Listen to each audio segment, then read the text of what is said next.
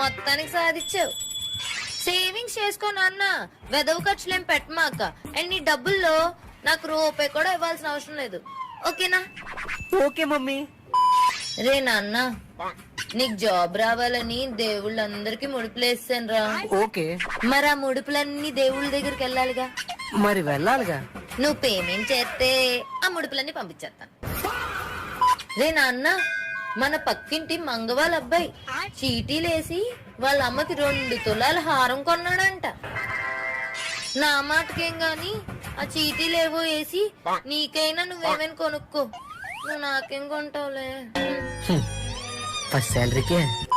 రే నాన్న, మన ఎదురింటి కాంతం గారు అమ్మాయి మొదటి జీతం పడిందని వాళ్ళ అమ్మకి ధరంవరం పట్టు చీర కొన్నది. దాన్ని చూస్తే దెబ్బకి నాకు పిచ్చి లెగిసిపోయింది తెలుసా. మమ్మీ, నువ్వు ఇండైరెక్ట్ గా నాకు కొనమని ఏమైనా ఇంట్లో ఇస్తున్నావా?